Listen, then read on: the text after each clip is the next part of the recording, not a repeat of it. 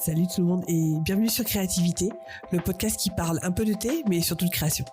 Je m'appelle Karel, dans la vie je suis dessinatrice, illustratrice, autrice de romans et je travaille depuis plus de 15 ans dans le cinéma d'animation. Mais vous me connaissez peut-être sous mon nom d'artiste ou de booktubeuse, Kodaleya.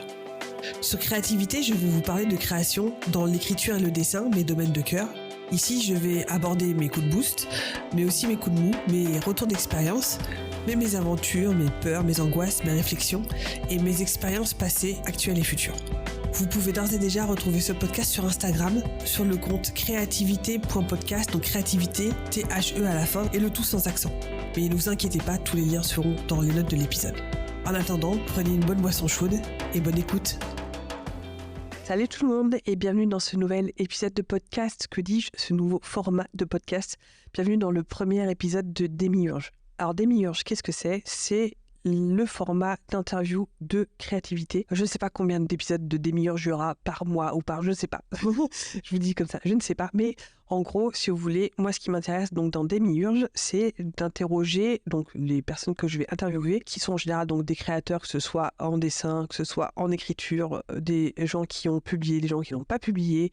Je m'intéresse à tous des auteurs de BD, etc. pour leur demander quel est leur rapport avec la créativité, comment est-ce qu'ils voient les choses, comment est-ce qu'ils font pour créer, comment est-ce qu'ils font quand ils ne créent pas, enfin voilà. Et de revenir donc avec eux sur les choses qu'ils ont écrites ou qu'ils ont dessinées, comment est-ce qu'ils voient aussi peut-être leurs peurs, leurs difficultés, enfin tout ça, tout ce que vous voyez déjà dans mon podcast, voir comment les autres gèrent aussi tout ça. Alors Démiurge, pourquoi Démiurge ? Parce que en fait déjà j'aime bien ce mot. Démiurge, c'est en fait le créateur de monde, c'est un dieu en fait qui crée son monde, et j'ai trouvé ça très accurate, on va dire, avec le fait de créer donc la créativité, que ce soit donc pour l'écriture ou le dessin. Je trouve que ça s'applique parfaitement. Alors ce premier épisode va être à propos de Louise alias Louki, que vous pouvez trouver notamment sur Wattpad et aussi sur Instagram. Alors Louki est une de mes plus proches amies écrivaines, on va dire. Vous allez donc découvrir son attrait et son amour pour la light fantasy, donc la fantasy humoristique. Mais vous allez aussi voir toutes ses difficultés pour écrire, tout son succès qu'elle a eu sur Wattpad avec Les Larmes Noires du Dragon et tout ce qu'elle a écrit d'autre aussi. Alors munissez-vous d'un bon thé, je ne sais pas, d'un bon plaid, etc. parce que l'épisode dure plus d'1h30, je vous préviens. Donc n'hésitez pas à l'écouter en plusieurs fois, il n'y a pas de souci. Mais en tout cas, je vous souhaite une bonne écoute avec Loki. Alors on va faire un test. Ouais. Vas-y, pas. Bonjour. Ça a l'air bon, ouais. Ça a l'air pas mal du tout. Ouais. Ok. Eh ben, bonjour Louis. Bonjour Karel. Tu préfères que je t'appelle Louis ou Louki ? Peut-être on en discutera de pourquoi du Louki. Oui, ok. Ça fait une longue histoire. C'est clair. Donc bonjour Louise, bienvenue dans ce premier épisode de Démiurge. Oh là là. Alors donc Démiurge, pour recaler, recentrer, donc c'est le créateur d'univers. Et donc, c'est le format un peu interview de créativité. Donc, je suis la première invitée. Oh, ça me fait quelque chose. Et là, je t'en prie. Je voulais parler avec toi, du coup, de la créativité, de ton rapport avec la créativité. On va aussi revenir sur les origines de ta saga de Targon, donc, qui est une épopée de light fantasy qui est disponible sur Wattpad pour l'instant. Le premier tome est disponible sur Wattpad. On va aussi parler de tes autres projets qui sont aussi sur Wattpad, de ceux qui ne sont pas encore peut-être sur Wattpad, qui sont un peu bloqués au péage là. Ou ceux qui sont pas sur Wattpad, mais qui sont pas acceptés. On va parler peut-être des Glandines aussi, donc de tes projets, et aussi peut-être ce qui ta situation maintenant sur les difficultés des fois de te remettre. Parce que des fois, comme je disais, l'écriture c'est pas paillettes et arc-en-ciel tout le temps, et il y a des difficultés, et c'est aussi pour rassurer les gens celles et ceux qui ont un petit peu du mal, etc. Que c'est des phases que beaucoup de personnes rencontrent, et que faut pas... Tout va bien. Que toi, t'es dans le processus de t'y remettre. Voilà. De m'y remettre, sachant que j'ai rien publié. Et voilà. Je veux pas faire de fausses promesses. Hein. Non, mais t'es une écrivaine, peut-être écrivaine sur le tard, peut-être, même si t'as créé plein de choses avant, dont on parlera avec le jeu de rôle, etc. Mais oui, en effet, c'est une écrivaine qui est pas encore publiée. Mais là, on croise les doigts, mais qu'il y a quand même du succès sur Wattpad. Donc ça, on va quand même revenir là-dessus. Donc déjà, est-ce que tu peux te présenter rapidement pour celles et ceux qui te découvrent? Je suis Louise, mais mon nom de plume sur Wattpad, c'est Louki. Donc L-O-U-K-I, avec quand même Louki TKT. J'ai commencé à écrire de manière un peu surprise. Enfin, j'avais fait quelques petits défis d'écriture avec toi il y a fort longtemps, mais c'était plus comme ça, c'était pas c'était passion. Oui, c'était plus un jeu. Et sinon, j'écrivais aussi. En fait, c'est un peu ça qui m'a mis un peu le doigt dans l'engrenage, c'est les crapfics. Oui. Ah oui, on va parler des crapfics. Oui. Et donc, qu'est-ce que tu peux nous expliquer de ce crapfic? C'est un mot valise entre crap et fic comme traduction. Et on prend un univers, ça peut être tout et n'importe quoi. Je sais pas, j'en ai fait sur la Bat Family, ou alors avec des univers de gens j'en ai écrit avec des personnages de tes livres. On peut faire avec tout et n'importe quoi, et c'est comme des enfants qui jouent avec des poupées, mais et qui écrivent comme ils parlent en fait. C'est ça, qui écrivent comme ils parlent. En gros, Louki, le personnage de Louki est né en écrivant des crapfics. C'est-à-dire que Louki, c'est une ado de... c'est ton personnage. Ouais, c'est une personnage d'écrivaine. Elle a 15 ans, je crois, elle est au collège, et du coup, elle écrit... comme elle pense. Quoi. Comme elle pense, et ça va être... quand on écrit des crapfics, on s'en fiche vraiment de toute la ponctuation, des règles d'écriture. C'est vraiment... On crache tout. Et c'est sincère dans le sens où tu te moques des personnages, en fait tu joues avec, et tu arrives à des situations pas possibles où je sais plus je pourrais en lire un extrait, mais c'est des courses-poursuites absurdes avec vraiment écrit et boum, tout explose, et là, c'est incroyable, et là, la reine d'Angleterre débarque, et en fait, c'est un robot, oh mon Dieu, il y a Marie Curie. Oui, en fait, j'avais vu Marie Curie, qui était en fait amoureuse de son robot que Pierre Curie avait fabriqué, et en fait, c'était le pire ennemi, c'était celui qui a eu l'autre moitié du prix de Marie Curie.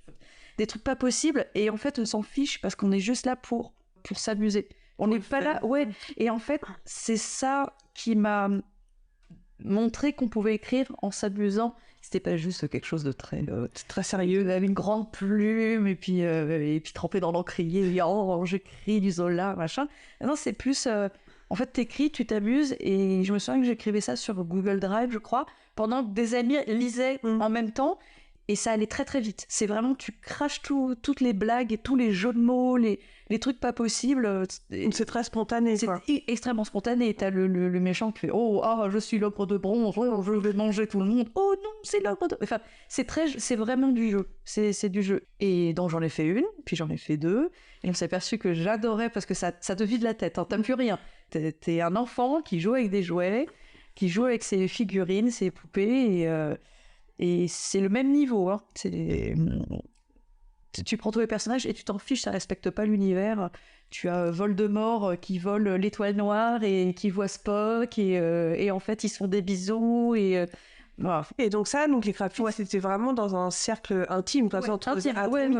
T'as jamais posté ça en fait sur internet, sur Wattpad, des skyblogs, sur je ne sais quoi. Non, parce que c'était plus un cadeau un peu, même à la fin, c'était tiens, tu m'avais offert. Tiens, c'est pour toi, je t'ai offert une craphic. C'est l'équivalent d'une soupe à la gadoue. Tiens, c'est pas la gadoue, c'est un gâteau de cailloux pour toi. Oui, c'est tous tes personnages, ils sont ridiculisé, mais c'est fait avec beaucoup d'amour. Et pour les avoir lus, on se tape des barres de rire. Moi, j'avais mal aux abdos, voilà. Donc c'était de très beaux cadeaux, j'avoue. Très, impromptu et surprenant. Et il n'y a pas forcément de fin, c'est juste tu jettes, et puis un jour tu retournes et ça te fait rire. Et en fait, c'est presque de la poésie, parce que tu crées des nouvelles expressions.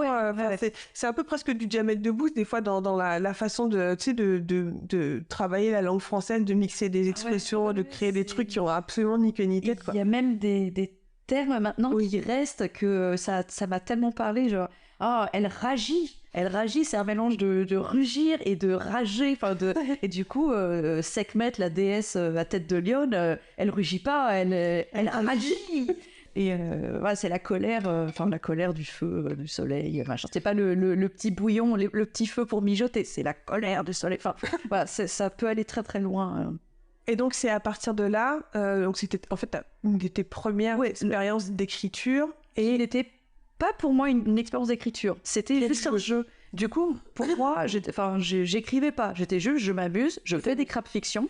Dedans, il y a le mot crap. Et donc, ça reste, c'est pas du sérieux. Et donc, je n'écrivais pas, c'était que du jeu. Alors qu'en fait, en y revenant, en fait, j'en ai écrit plein, mais c'est pas du sérieux. Et c'était Lucky, 15 ou 16 ans, je sais plus, 15 ans. Elle règle ses comptes en plus dedans avec... Oui, parce que tu casses beaucoup le quatrième mur dedans. Je me souviens dans les crappiques, tu t'adressais aussi au lecteur. Et oui, cher lecteur, on vous demandait, ça commence avec un prologue. Oui, pour cette histoire, je voudrais que Steven Spielberg il prenne Tom Cruise pour le personnage, et puis je voudrais que Beyoncé elle fasse la musique, et ça c'est quelque chose que t'auras pas. Jessica, ma voisine de classe.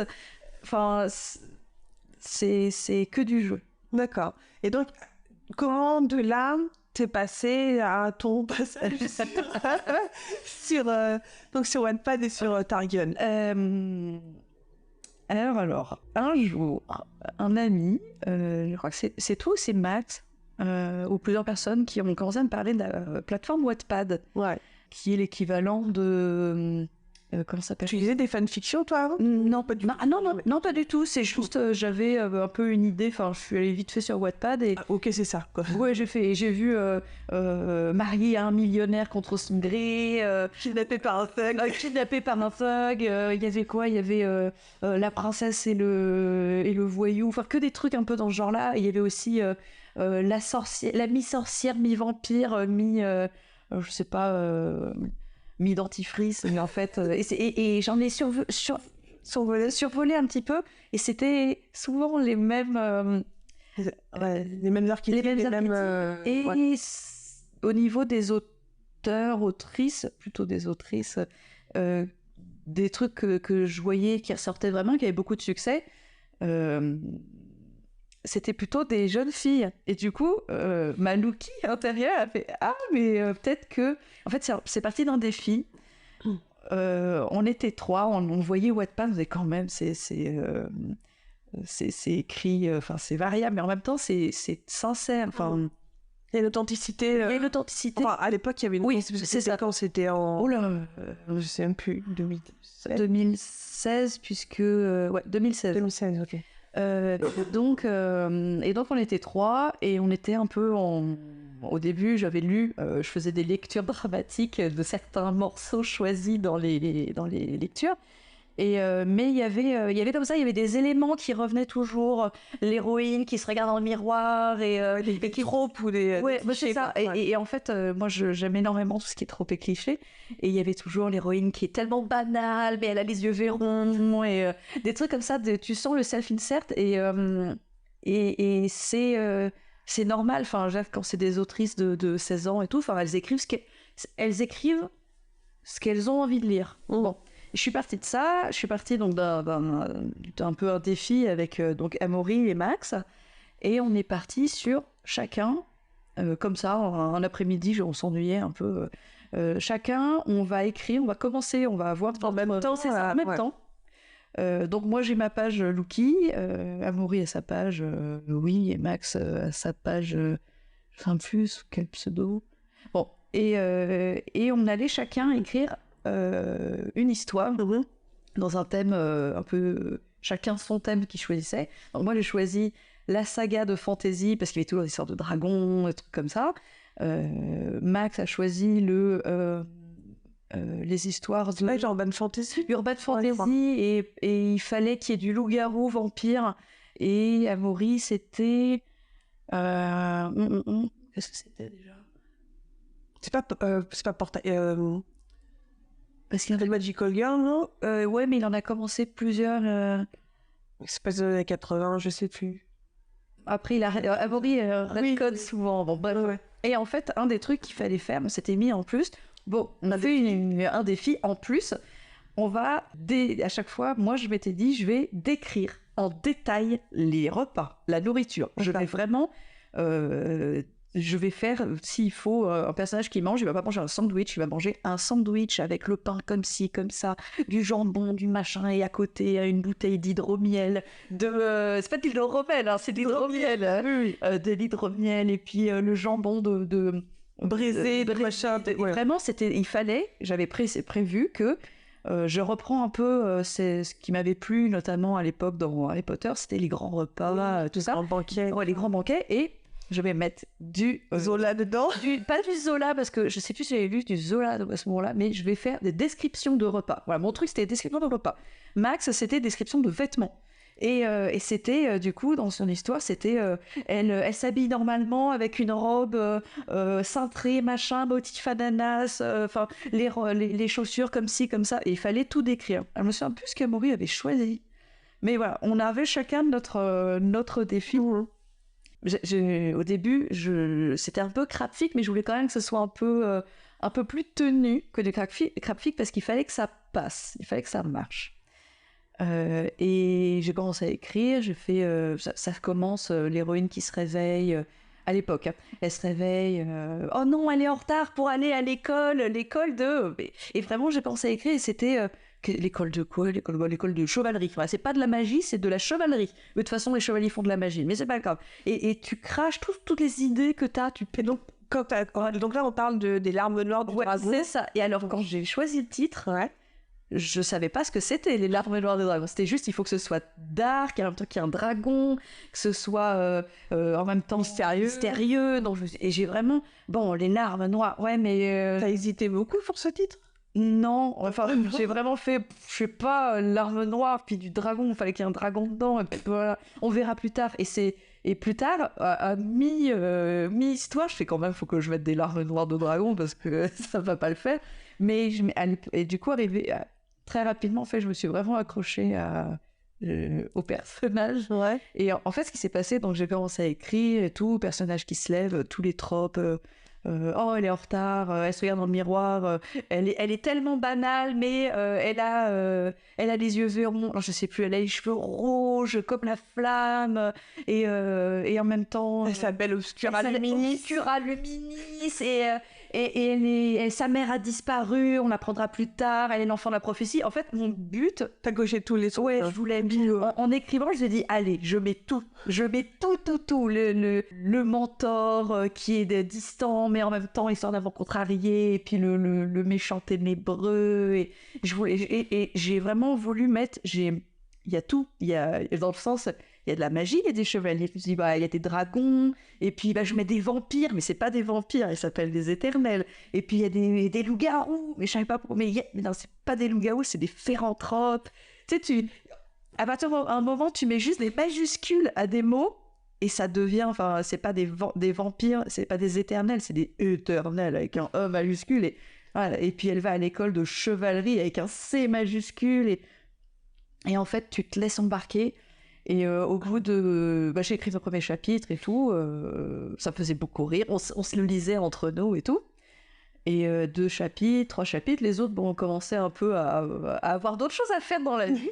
Et moi, en fait, ça me faisait tellement... Je sais pas, je prenais beaucoup de plaisir à ça en faisant de la crapfic dans un univers qui n'existait pas, enfin, de juste vouloir tout mettre. Et... mais de la fanfic un peu tenue qui ait l'air de pas être juste comment dire, de la fausse crapfic, quelque chose d'un peu qui se donne l'air, alors qu'en fait derrière moi je rigolais, enfin, et j'en arrive à, je sais pas, 10 chapitres et je commence à avoir des retours, alors que, enfin, des gens qui lisent. Vraiment. Tu t'attendais pas forcément à ce que les ballons... parce que c'était loin de ce qui était proposé aussi sur Wattpad, en fait, déjà de base. Non, parce que, enfin, il y avait l'histoire de vampires, de loups-garous qui viennent de Twilight. Il y avait les anges des... moins, mais pas tant que ça. Enfin, c'était surtout... après, c'est peut-être parce que je tournais vraiment dans ce milieu que je recherchais un peu... mais il y avait beaucoup de fantaisie avec les 4 pouvoirs, les 5 pouvoirs. Elle maîtrise tous les éléments. Enfin, une héroïne ordinaire, mais en fait, elle a tous les pouvoirs de la Terre. Ou alors, elle les a pas tous, mais c'est parce qu'en fait, elle les a tous à la fin, quoi. Et donc, je me suis aperçue que peu à peu, en fait, des gens lisaient. Alors, c'était pas beaucoup au début. Et il y avait des gens qui faisaient des retours. Et je savais pas trop comment... Est-ce que je devais jouer le jeu de j'ai 16 ans et faire des fautes dans mes réponses ou dire ah merci, c'est trop gentil, c'est la première fois que j'écris, ou alors être sincère. Et en fait, au début, donc j'ai un peu joué le jeu de Loki, 16 ans. Je rigolais et tout ça. Et plus je prenais plaisir à écrire, plus ça devenait sérieux.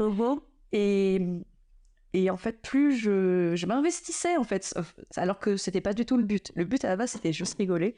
Et je me suis beaucoup trop investie dedans. Et à un moment, je me suis dit, mais en fait, faut que je sois sincère avec les gens. Et j'ai réécrit tout le début en étant un peu plus sérieuse, en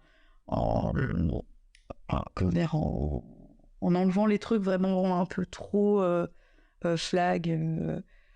Et j'ai continué, et en fait les gens sont restés, les lecteurs en fait. J'ai été dans le top, d'abord dans le top 100 et tout, je dis wow, top 100 fantasy, et puis top 50, top 10, j'ai été, j'avais vu, j'étais deuxième dans le rang fantasy, et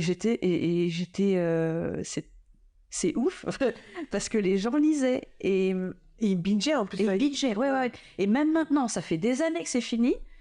Et c'est un gros machin, vraiment. C'est beaucoup de chapitres. Ouais, et ça m'a tenu, je l'ai écrit en 1 an. Vraiment, limite tous les jours, je publiais tous les jours, tous les 2 jours, et vraiment, je crachais, et en même temps, plus j'avançais, plus je voyais une espèce de trame avancer. Au départ, c'était juste un gloubi-boulga, mais qui au final prend forme. Et même maintenant, des années plus tard, cette semaine, par exemple, il y a 2 personnes pendant cet été là qui ont lu. J'ai vu les likes, et il y en a beaucoup des likes parce qu'il y a beaucoup de chapitres. Et à la fin, ils me disent ah mais on veut la suite et tout. Et je dis ouais, mais je suis coincée en ce moment. C'est pas que je veux pas, j'aimerais bien, mais... Et ça fait plaisir, et en même temps... Mais la pression. Ouais. Tu sens une pression de... J'aimerais... Il faudrait que je le relise pour être sûre de voir tout, mais j'ai peur de tomber dans quelque chose de trop sérieux, alors que quand je l'ai créé, c'était très... Vraiment... je lance toutes les idées. Très spontané. À un moment, je me disais, tiens, il faudrait qu'il y ait, je sais pas, un tournoi. Et puis, 50 chapitres plus tard, il y avait un tournoi. Et puis,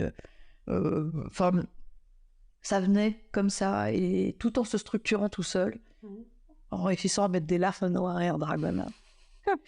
Et maintenant, je me retrouve avec un truc qui je sais pas, peut-être qui me dépasse. J'ai plein d'idées pour la suite. Mais c'est tellement... C'est un peu loin de l'esprit dans lequel tu l'as créé au début, non? Ouais, c'est parce que je sais peut-être trop où je veux aller. Or, quand j'ai créé, c'était vraiment de la découverte. Et peut-être que, comme tu parles de jardinier architecte, j'ai essayé d'écrire en étant architecte. Une fois, j'ai réussi. Mais généralement, même pour une nouvelle... J'ai des personnages, je les mets dans une situation et tu vois ce que ça donne. Je vois ce que ça donne en me disant tiens, je les mettrais bien dans cette direction-là. Je vais complètement ailleurs de ce que tu avais prévu par rapport au podcast, mais en fait, il y a les jardiniers, les architectes, mais moi je veux plutôt comme randonneur, dans le sens où j'ai une map. Bon, je sais que je vais me perdre, mais j'ai une map et je sais pas à quoi ça ressemble, je sais juste que je veux faire un beau voyage. Et je sais qu'à un moment, je veux voir ce panorama, je veux cette scène-là. Imaginons, je sais pas, je veux un tournoi, je veux qu'à un moment, il y ait un tournoi et il se passe ça. Je connais pas encore tous les personnages, je connais pas les situations. Je sais pas comment t'arrives à ce tournoi-là, mais je veux qu'à un moment, il se passe ça. Alors peut-être que d'ici là, ce sera plus un tournoi, ce sera un duel, voilà. Mais je sais que je veux que mon chemin me mène. Ça sera peut-être très long, prendre des détours, des machins, mais je veux arriver à une scène qui n'est même pas définie, mais j'ai juste peut-être une ambiance, une idée, juste une image ou une impression. Une impression, je veux ça. Et ça, c'est un truc d'ailleurs, au niveau créativité, c'est un truc dont je me sers pas mal en JDR, en jeu de rôle. Ça arrive que à l'époque, Sion, par exemple, même maintenant, mais Sion, ça a été un de mes gros... j'ai beaucoup fait comme ça, et je veux que cette partie du jour, ce soit sur le thème des les pommes d'or des Hespérides. Et je vais faire quelque chose autour, ou alors je veux que, juste pour les pommes d'or, je veux que, en fait, les pommes d'or des Hespérides, ce soit des boules disco sur une péniche comment on fait une péniche discothèque. Il va falloir que mon but pour cette partie, ça va être que les joueurs, il va falloir que je trouve un moyen pour les emmener sur cette péniche, qu'ils pensent tout seuls, parce que c'est ça qui est... En jeu de rôle, il faut que le joueur pense tout seul à aller chercher les pommes d'or désespérées. Sauf que qu'il pense que... C'est ça, alors que le MJ derrière frotte les mains. Mon seul truc, c'est je veux que les joueurs se retrouvent à un moment à se dire, mais oui, la boule disco, c'est les pommes d'or désespérées. Et ça va être pour beaucoup de choses, ça va être... Qu'est-ce qu'il y avait je crois la première partie, c'était je veux que les joueurs se retrouvent dans reprendre la bête du Gévaudan, mais dans un marais américain, tout ça, et jouer sur ça. Des fois, c'est juste une idée comme ça. Mais tu brodes. Et je sais pas comment. T'es une brodeuse plutôt que. Ouais, voilà. Et encore brodeuse, parce que broder, t'as quand même un peu. Oui, t'as un peu. Mais c'est plus, voilà, je sais où je veux aller, ou je sais que je veux voir ce paysage. Mais je ne sais pas à quoi il va ressembler plus tard. Ça se trouve, je sais pas, les joueurs auront mis le feu au panorama, mais c'est pas grave, j'aurai mon paysage. Et voilà, faut trouver un moyen pour y aller. Et du coup, des fois, ça peut être très très long. Targon, ça a mis 1 an. Je sais plus combien de chapitres, 150 ou quelque chose comme ça. Ah, il y en a beaucoup. Il y en a beaucoup, ouais. Et j'ai des idées pour le tome 2, tome 3. Je sais. Tu sais où tu veux aller? Ouais, je sais. En fait, le tome 3, j'ai une scène. Je sais ce que je veux. Je veux... Pas spoil. Non, mais et du coup, je dis, mais c'est énorme, c'est grand, c'est... Comment tu vas réussir ça? Alors...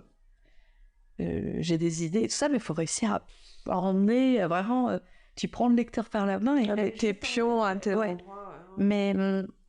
Mais ce que j'ai peur, du coup, c'est de trop... Enfin, ce qui me retient, c'est de trop prévoir. De trop dire, je vais passer par là, par là, par là. Alors qu'il y avait un plaisir quand j'ai commencé avec Targon, c'était vraiment de découvrir. Tu marches sur ton petit chemin, tu sais pas où tu vas. Plus tard, tu sais que tu voudras aller là-bas, peut-être. Mais, et du coup, je prévois trop, et je crois que c'est peut-être ça. Et du coup, je suis peut-être trop retenue, je suis jamais assez contente. T'es pas à l'aise dans cette démarche-là, en fait. Et c'est frustrant, voilà, c'est frustrant de ne pas retrouver la même sensation, le même fun que j'ai eu. Donc pour l'instant, j'ai arrêté. Il faut que tu arrives à retrouver justement une espèce de façon qui soit un peu en entre-deux, ou en tout cas qui se rapproche de la façon dont tu as créé les lames noires. Je voulais revenir aussi sur le fait que, bon, peut-être qu'on reparlera du JDR plus tard, mais sur le fait que les lames noires, c'est de la light fantasy, ou c'est un genre de fantasy qui est assez peu connu, en tout cas dans le monde francophone, peut-être pas dans le monde anglophone, parce que c'est beaucoup... on connaît Terry Pratchett, évidemment, qui est un peu le grand... c'est Terry Pratchett qui m'a... qui t'a mis dedans. J'ai compris qu'on pouvait écrire des choses où il n'y a pas forcément sombre, et, parce que j'ai beaucoup aimé la saga de Robin Hood, mais Terry Pratchett, c'est un monde... Quand on lit tous les tomes à la suite, ou qu'on lit beaucoup à la suite, le premier tome, la 8e couleur, c'est encore le début Et en fait, plus ça va, plus il y a un plaisir de voir le monde, le disque monde, se créer. Chaque livre apporte une nouvelle. Il y a eu la poste, la banque, il y a une nouvelle région qu'on découvre. Et en fait, c'est Une espèce de puzzle. Ouais, complètement. Et c'est vraiment, on retrouve des personnages, des équipes. Enfin, c'est un univers, c'est un doudou. C'est un univers doudou à lire. Et tu savais que tu voulais faire ça quand tu as commencé L'âme noire, ou c'est venu un peu sans forcément le dire, quoi. Enfin, c'était une évidence, ou c'était... À la base, du coup, L'âme noire, c'était plus pour me moquer des tropes. Et comme je connaissais Terry Pratchett, je me suis dit, c'est possible, mais comment me moquer, mais en même temps utiliser ces tropes et tout ça, c'est du bricolage. Hein. J'en suis à la 3e, 4e relecture des L'âme noire, tellement il y a des choses qui ont changé. Comment dire, moi j'ai besoin de rire, enfin j'ai besoin de l'humour en fait. Targion est arrivé dans ma vie à un moment où j'avais vraiment besoin. C'était quelques temps après le décès de mon père, et en fait j'avais besoin de rigoler dans le rigoler. Ouais, c'est ça, t'avais besoin de m'évader, de pas prendre les choses au sérieux. Et en fait, c'était ça au début, c'est écrire pour me moquer, mais en même temps, pour me moquer, pour rigoler. Mais je me moque de moi-même qui écris. Enfin, c'était un besoin d'une bouffée d'air frais. Et ça m'a tenue comme ça pendant 1 an, au moins. Ensuite, j'ai écrit d'autres choses et tout ça. Et à chaque fois, il y avait cette notion d'humour, même quand j'ai écrit quelque chose un peu sérieux sur Hansol d'Oregon, qui là c'était carrément une autre méthode. Là c'était le truc le plus architecte que j'ai jamais fait. Même là il y a des fois où je vais me retenir de non, là c'est un peu trop drôle, enfin c'est un peu trop second degré, donc je vais devoir faire attention. C'est pour ça que j'ai écrit Églantine, ça a été, j'ai retrouvé un peu le plaisir d'écrire Targion, parce que je ne savais pas du tout où je voulais aller. J'avais juste un concept. Ok, Églantine, c'est un autre. C'est un autre roman de light fantasy. Ouais. Où là, c'est un stand-alone. Au stand-alone, ouais. Peut-être que tu peux nous le pitcher. Ouais, le pitch, c'est Églantine, qui est une jeune femme. Elle est tonnelière. Dans sa famille, ils sont tonneliers de génération en génération. Plus tard, elle veut être tonnelière. Elle veut faire des tonneaux. Sauf qu'un jour, elle trouve une épée magique. Elle trouve un MacGuffin. Elle trouve une épée magique et les ennuis lui tombent dessus parce que c'est le glaive des 1000 prodiges. Elle n'avait pas prévu de tomber sur le glaive des 1000 prodiges, elle voulait juste ramasser des champignons. Et en plus, en trouvant le glaive, elle trouve un mentor, enfin c'est le mentor qui la trouve, Azalbor, le vieux mage, ça, et qui lui dit, écoute, tu es l'élu de la prophétie, tu dois partir en quête, tu dois défaire les épreuves et tout ça. Et en fait, Églantine, elle lui dit, non, moi, je te rends ton épée, moi, je veux pas. Moi, je veux faire des tonneaux. Et en fait, je suis vraiment partie de ça, de le héros de journée. Le refus du héros, l'aventure, ouais. Et en fait... j'ai eu à un moment un gros problème mais le héros il va vraiment pas partir parce qu'elle veut pas, et en fait elle veut pas à force. Du coup si le héros ne part pas à l'aventure, c'est l'aventure qui vient à lui, et du coup elle se retrouve submergée par les signes du destin, par tout, son mentor, il y a des licornes dans son champ de navets, par tout ça. Et puis même le grand maître du mal, des ténèbres et tout ça qui l'attend. Parce que dans la prophétie, on sait que le héros, à un moment, va devoir combattre le grand maître, tout ça, sauf que le grand maître du mal, il attend et il tapote sa montre. Et c'est vraiment là-dessus que je voulais partir. C'est le contre-pied, en fait, du héros de journée. Ouais. Et je savais pas trop où j'allais aller. Je voulais juste mon héroïne, qui ne ressemble pas à une héroïne, dans le sens, elle a un physique banal, elle a un physique plutôt ingrat, elle ne veut pas aller sauver la princesse. Non, elle veut qu'on la laisse tranquille. Elle est en fond, elle veut pas. Et je veux pas dire plus, mais c'est le refus. Celui-ci, ce roman-là, parce que c'est un roman, Comment tu l'as... Est-ce qu'il a été différent à écrire par rapport aux larmes noires? Là, j'avais un peu plus de sérieux. Je le prenais moins à la rigolade que Tarragon. Et là, ça a été de la découverte aussi. Je savais pas comment j'allais finir. Je savais pas où j'allais. Je savais juste que je voulais certains personnages. Je voulais un meilleur ami gentil, très beau, très très gentil, et Pierrot qui aurait peut-être mieux fait de trouver l'épée, mais enfin bon, j'avais comme ça des archétypes que je voulais mettre, mais à chaque fois je voulais les twister. Il y a une princesse en détresse, parce que la princesse en détresse n'est peut-être pas si en détresse que ça.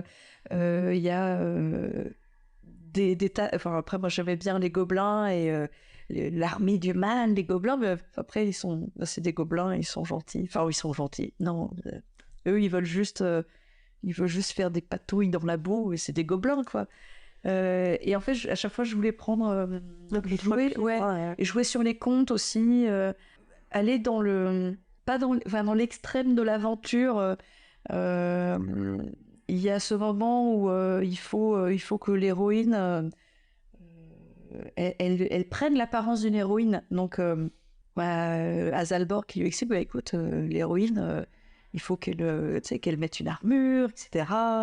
Puis elle doit se couper les cheveux, et puis il faut qu'elle ait une petite larme en se coupant les cheveux, parce que c'est sa féminité qu'elle laisse derrière, et tout ça. Et reprendre, du coup, jouer là-dessus, sur tout ce qui... on a tous vu Mulan, on a vu Mulan, les Disney et tout ça, et en fait, c'est une héroïne qui n'est pas une héroïne Disney, qui elle le sait, elle-même, elle le sait qu'elle n'a pas un physique facile, mais...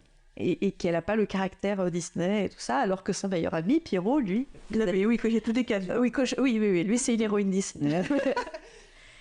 Je me souviens, il y a une scène dedans, alors c'est peut-être un peu un spoiler, mais bon, enfin, c'est plus une scène d'aventure. Je m'étais dit, je veux faire une scène d'action pendant un voyage. Bon, alors, qu'est-ce qui est action et tout? Bon, il faut attraper, il y a un carrosse avec... Qu'est-ce que je vais mettre dans le carrosse? Je vais mettre une femme en détresse. En plus, elle est enceinte, et en plus, elle est poursuivie par des loups. Et qu'est-ce qui est extrême aussi? Et puis les loups, ils sont en feu. Ils sont en feu. C'est des loups de feu. Voilà, je ne sais pas d'où ça vient, mais c'est extrême et tout. Oh là là, c'est terrible. Et en plus, il y a un ravin à l'autre bout. Il y a un ravin. Donc, il va falloir trouver un moyen de sauver la femme, la baronne enceinte qui se dirige vers le précipice alors qu'il y a des loups en feu. Et ils sont enragés. Ils ont la rage aussi. Et c'est le petit dé qui fait que, tiens, pourquoi pas. Et puis, à chaque fois, c'est du rajouter... faire plaisir à rajouter. Pourquoi pas? J'ai l'impression que c'est presque le plaisir de résoudre des équations. Enfin, pas des équations. Alors, comment est-ce que je vais y trouver X? Qu'est-ce que... À un moment, je m'étais dit comment... Ah, mais après, ça va être du spoil. Non, je ne veux pas spoiler. Ah oui, à un moment, je m'étais dit, les méchants, ils ont des montures, parce qu'ils sont méchants, ils vont pas juste avoir des poneys. Alors ceci dit, des méchants sur des poneys, genre Shetland et tout, ça serait très drôle. Bon, je mets ça de côté. Mais voilà, ce sont des méchants, et ils sont sur des animaux méchants. Donc qu'est-ce qui est méchant? Je vais faire un truc qui est un animal, je vais créer un animal, une monture spéciale pour eux. Ils sont à l'arrière, ça, des chimères. À l'arrière, ils sont... mantes religieuses, tu vois, ils ont des pinces et ils sont insectoïdes, et à l'avant c'est des cygnes, parce que les cygnes ça fait mal, ça pince et tout. Je me suis dit, mais je sais même plus des cygnes, comment je les ai appelés? Il faudrait que je relise, mais c'est des montures, c'est les plus méchantes montures possibles. C'est des moitié cygnes, moitié menthe, ils te pincent les mollets et tout. Et voilà, ça y est, tu as ton animal. C'est absurde, hein, mais t'as ton animal, ça reste dans le conte, c'est possible, ça marche. J'aime bien, en fait, tirer les idées.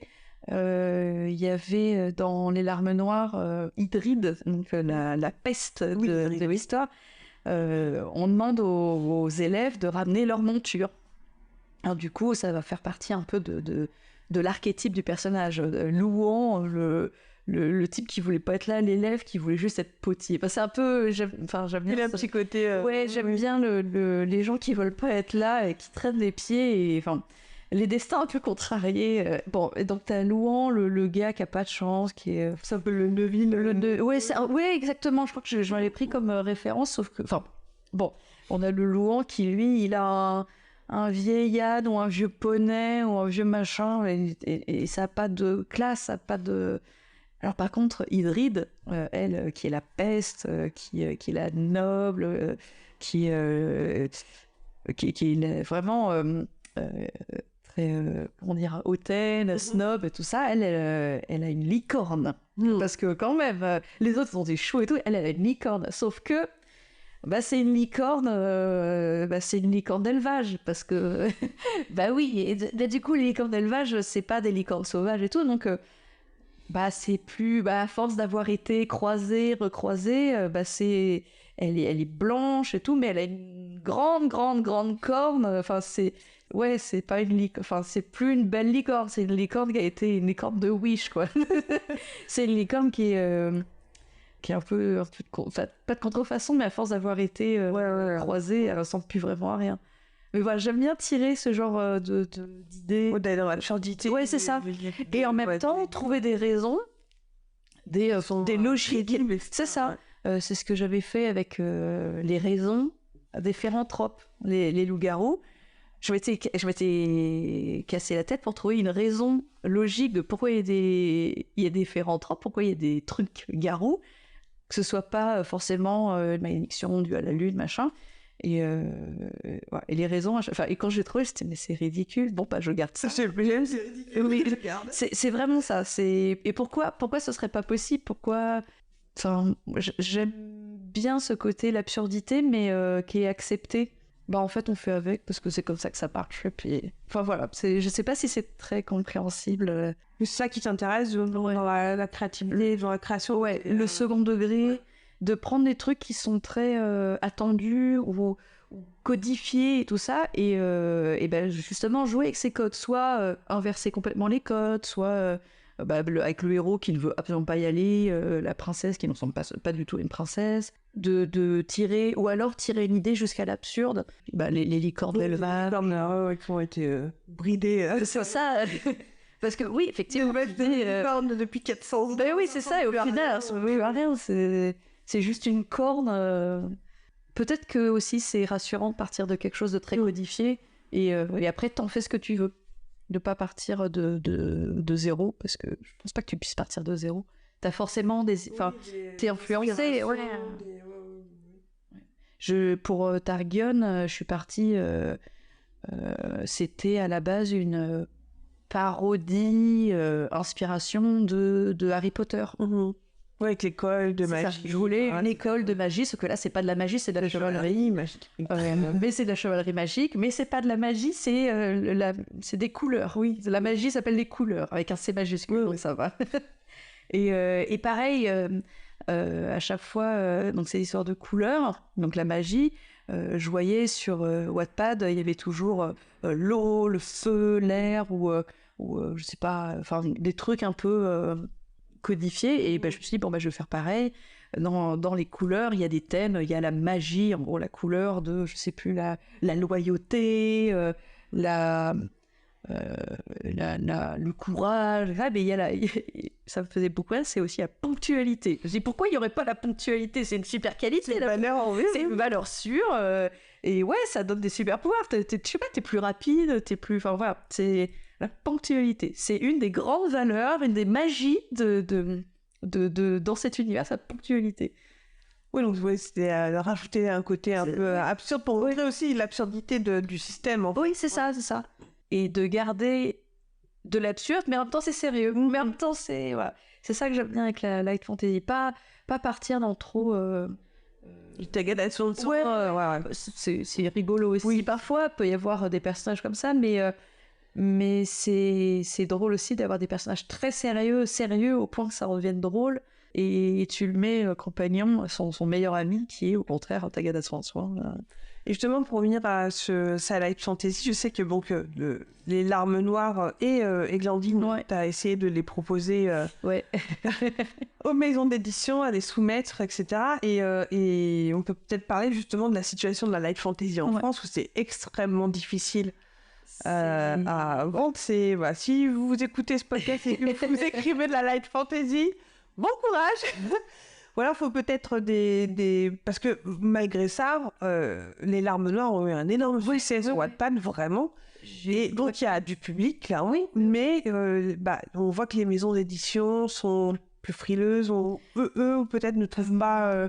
Est-ce que par exemple en voyant ça, est-ce que tu penserais peut-être carrément de l'autopublication ou ce qui est déjà en fait Wattpad, c'est une forme de tu vois. Mais je pense que tu voulais un peu pérenniser ça en passant par les sessions traditionnelles, quoi. Sentir légitime. Oui, déjà, c'est vraiment côté légitime. Parce que pour l'instant, donc, j'ai écrit des nouvelles aussi. J'ai écrit quelques nouvelles d'horreur. Alors, du coup, c'est pas drôle du tout. Mais des nouvelles d'horreur, des nouvelles de light fantasy aussi. Et en fait, le problème pour les larmes noires, c'est que c'est une saga, donc trilogie, et ils sont très... Et sachant qu'à la base, j'étais partie quand j'ai fait l'Arbre Noir, c'était je fais une trilogie. Pourquoi? Je ne sais pas. Apparemment sur Wattpad, tout le monde fait des trilogies, je vais faire une trilogie. Du coup, je me suis retrouvée coincée parce qu'il fallait que je fasse une trilogie. Donc ça, je comprends que les maisons d'édition ne veulent pas. En plus de la vie, et Glandine, en fait, encore la semaine dernière, j'ai reçu une lettre de refus parce qu'en fait, c'est pas vraiment classable. C'est de la fantaisie, mais c'est de l'humour. Où est-ce que ça va? Est-ce que c'est plus pour les enfants? En même temps, est-ce que c'est pour les adultes? Enfin, ils ont des difficultés à le vendre, à le marketer parce qu'ils savent pas trop à qui le destiner. J'en avais discuté donc aux rencontres avec les éditeurs aux Imaginales, donc les rencontres auteurs-éditeurs, et tout de suite c'était avec qui?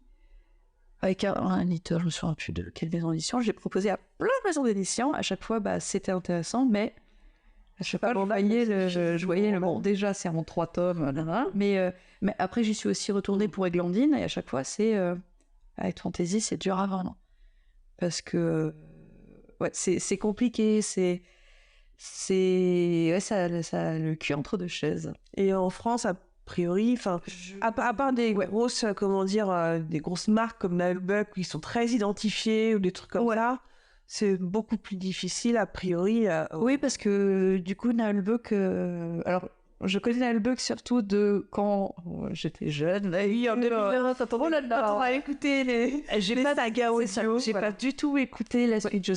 J'ai pas non plus bifurqué, pour être honnête, vers tout ce qui c'est BD. Ouais, non, ça, je me suis arrêtée aux sagas audio aussi. Il y a des trucs intéressants. Je pense que ça a pas mal vieilli sur certains thèmes. Mais tu vois, c'est peut-être un peu trop Tagada soin, comme tu disais, sur la manière de raconter ou tout ça. Et du coup, je pense que pour Nailbuck, c'est peut-être plus facile à vendre. Du coup, ça se vend auprès des enfants, jeunes publics. C'est vraiment...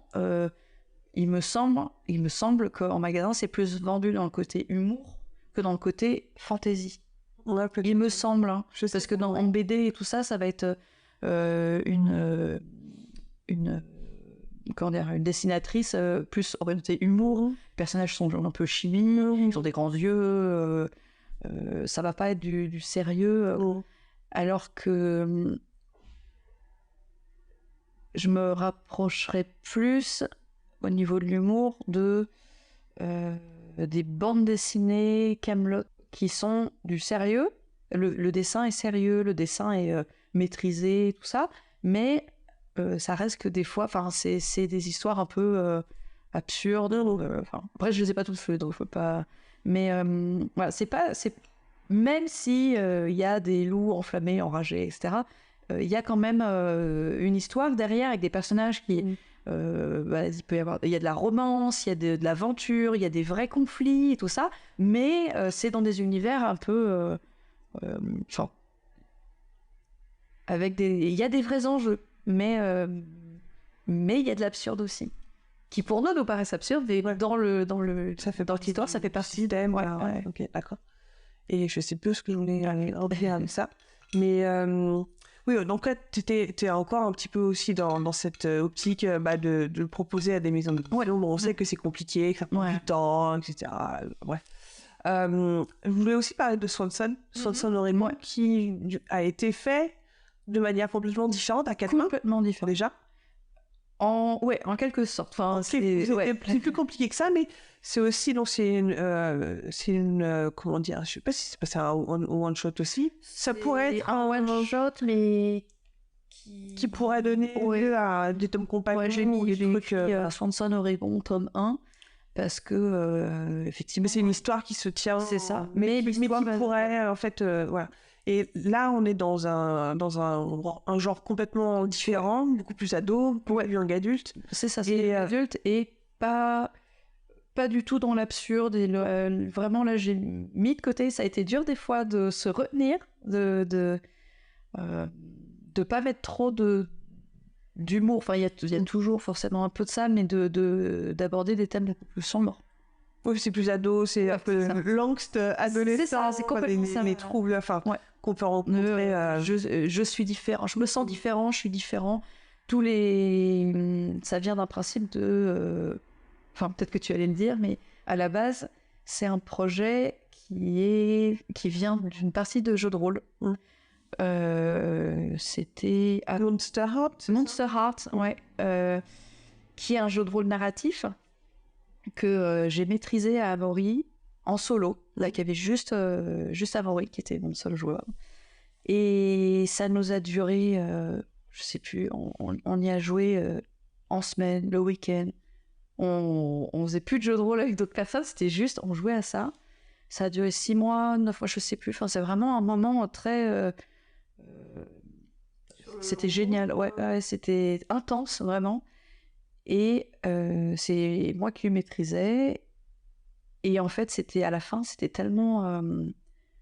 une histoire tellement forte, tellement intense dans les émotions. Que on s'est dit, mais pourquoi on l'écrirait pas? Et du coup, je m'étais dit, bon, on va l'écrire à 4 mains. Au final... Après, c'est vrai qu'on entend toujours que transcrire une partie du jeu de rôle en roman, c'est souvent un big no-no parce que tu peux pas transcrire. Non, c'est pas pareil. Après, c'est pas pareil parce qu'il y a plein de monde, il y a plein de joueurs, etc. Là, c'est focalisé sur un seul point de vue. Donc, je sais pas si c'est plus simple. J'ai jamais cherché à écrire les histoires des autres autres parties parce qu'il y avait plein de monde et tout ça. Mais là, comme c'est quelque chose que on a vraiment vécu, on est rentré dans le personnage, la relation avec les autres, etc. Enfin, c'était un personnage intéressant et du coup, j'ai commencé à écrire. À la base, Amaury devait m'aider à écrire aussi. Et comme j'avais vraiment je sortais de Targon, donc j'écrivais, je des mitraillettes. Donc, au final, j'ai fait Swanson en 3 mois. Vraiment, je l'ai craché très vite parce que j'avais déjà tout prêt et j'avais qu'à demander à Amaury, à ce moment-là, ce personnage-là, je sais un peu exactement ce point de vue, qu'est-ce que... En fait, toute l'histoire était déjà... mémoire, quoi. Oui, c'est ça. Toute l'histoire était déjà faite. Il y avait, en fait,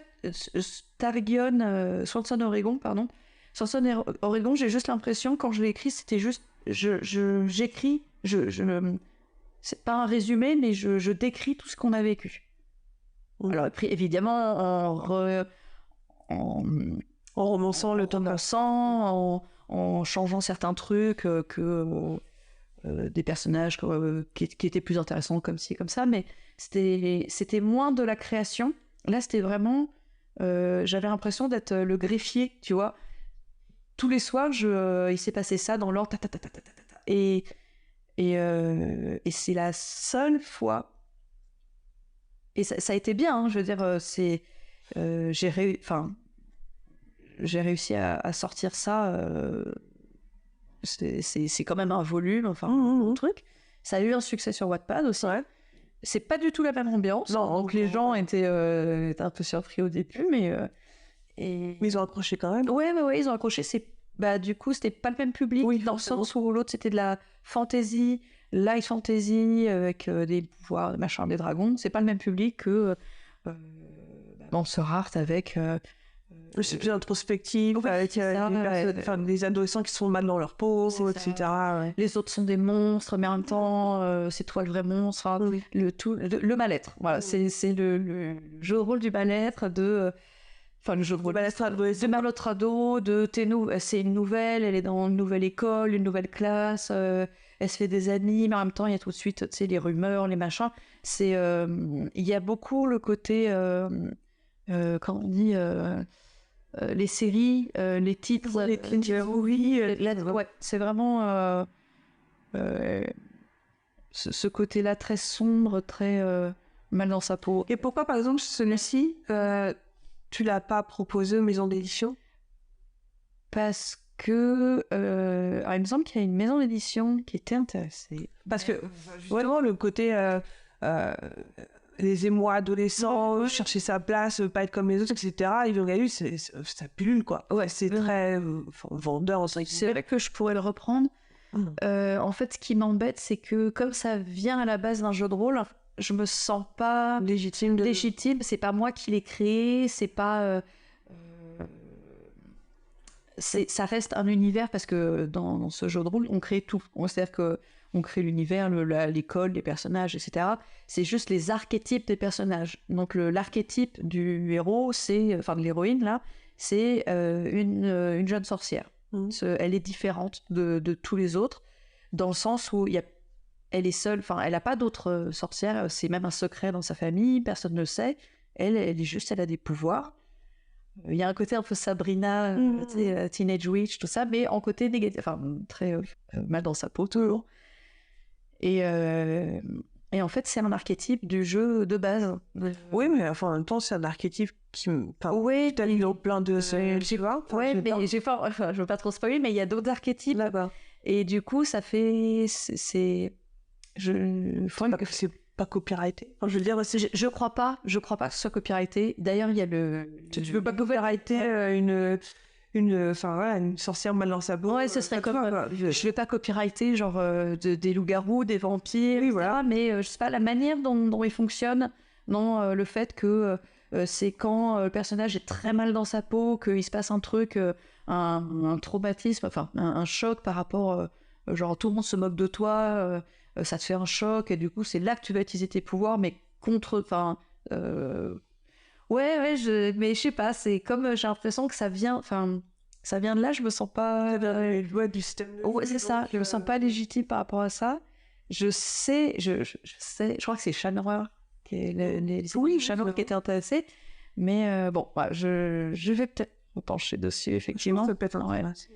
Mais je sais que ça n'avait plus, et d'ailleurs à ce propos, peut-être que ça va me motiver à continuer. Il y a le tome 2, la nouvelle édition de Monster Heart qui va sortir. J'attends ça avec beaucoup d'impatience, sachant que Monster Heart, c'est vraiment un jeu de rôle qui m'a beaucoup inspiré. J'avais même commencé une partie où ça se passait au XVIIIe siècle, et en fait avec les mêmes archétypes, en même temps d'autres archétypes que j'avais créés, mais donc au lieu d'être dans un univers moderne, c'est au XVIIIe siècle, etc. Et du coup en fait ça m'a inspiré, ça m'a une espèce de bouillon de culture, d'idées qui m'a mené vers d'autres projets sur lesquels tu es en ce moment, on va dire. Et en espérant que ça ne me parte pas. Justement, on va peut-être finir avec ça. Ouais. Donc là, ton dernier projet en cours, on va dire, en gestation. Oui, il y a plein de projets. Je crois que tu avais posté le premier chapitre ou un prologue, je ne sais pas, sur Wattpad aussi. Donc c'est Les enfants de l'Astray. C'est ça. Et donc comme c'est aussi, une de tes marottes, une de tes passions, le 18e siècle, le rococo, Marie-Antoinette, tout ça. Et l'époque moderne, en fait... l'histoire moderne. Et ce que je voulais aussi t'interroger là-dessus, parce que je sais que c'est quelque chose qui te travaille aussi en ce moment et qui travaille aussi peut-être beaucoup d'auteurs et d'autrices qui peuvent nous écouter, c'est ça fait, malgré justement toutes ces années où tu as été boulimique, c'était vraiment beaucoup. Quand je vous dis qu'elle a, enfin voilà, j'étais une mitraillette. Voilà, le NaNoWriMo, elle le défonçait, quoi. J'en étais à un point, pendant 1 an, je ne parlais que de ça. Il y a eu un défi une fois où Amaury m'a dit pendant un week-end, tu vas pas parler de Tarragon. J'étais mal. J'étais vraiment, je lui ai dit, c'est pas possible, je ne veux pas.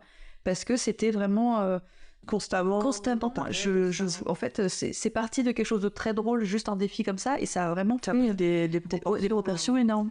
Et donc, voilà, tu as eu cette période-là très productive, surproductive. Ouais.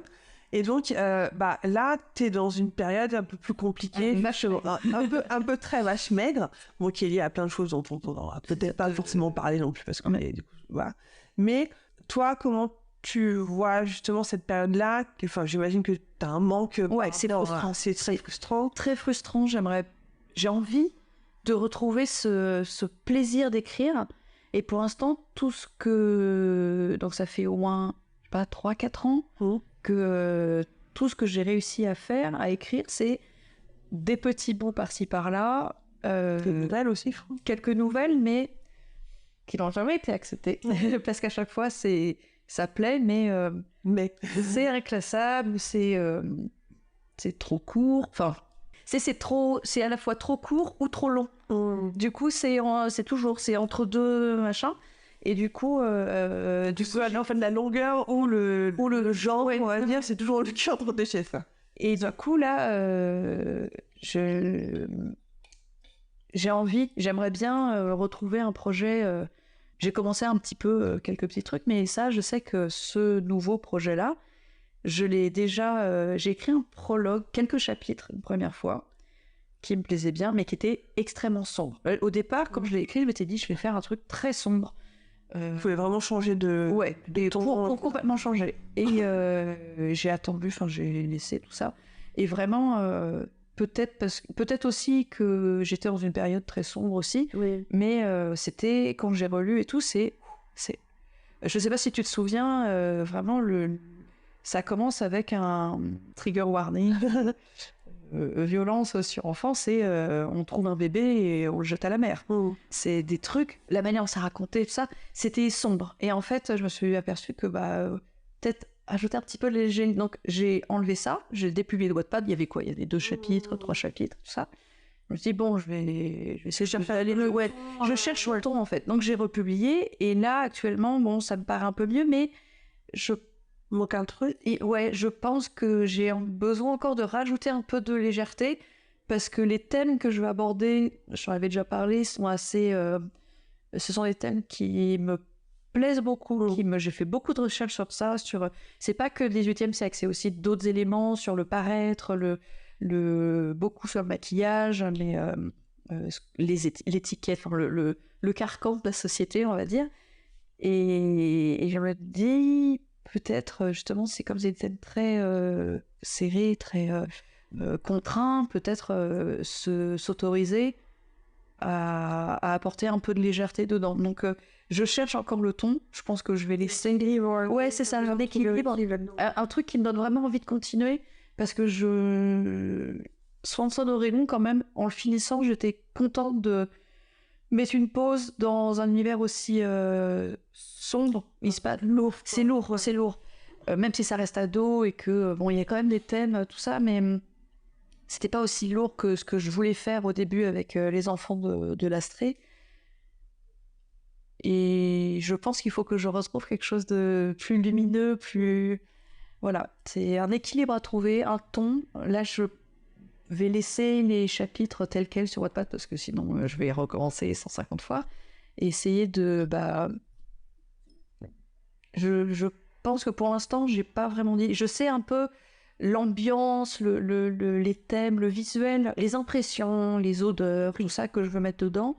J'ai pas encore de personnage, et je sais que ça, c'est ce que je fais quand j'écris. Je fais vivre les personnages, comme en JDR en fait.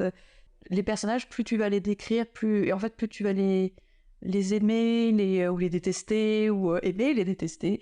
Et au final, il y a des chapitres qui s'écrivent tout seuls parce que juste, tu prends un personnage, tu sais comment il est, tu prends cet autre personnage, tu les mets ensemble, tu mets une activité au hasard, des cartes, ils jouent aux cartes, ils font du poney, je sais pas, ils font un gâteau, juste ils se battent, et en fait, ton chapitre, il peut durer, parce que les personnages vont discuter, ça va faire avancer la trame. Et dans Targon, il y a des tas de chapitres où c'était juste, oh oui, j'ai envie d'aborder ce thème-là avec, tiens, tel personnage, Garudiel qui va se perdre. J'aime ça, et c'est ça, c'est vraiment ça. Les chapitres s'écrivent tout seuls. C'est comme, en fait... C'est parce que tu connais bien tes personnages. C'est ça. Autant 50 chapitres, comme ça, mais... Donc c'est pareil avec Swanson, parce qu'on avait joué les personnages pendant 6 mois. Bien, quoi. Je connaissais, je savais comment les personnages allaient réagir. Et du coup, là, c'est encore le début du projet. Je connais pas encore les personnages. J'ai un petit peu de temps. J'arrive pas. Je sais que toi, tu cadres beaucoup. Tu sais un peu les caractères des personnages.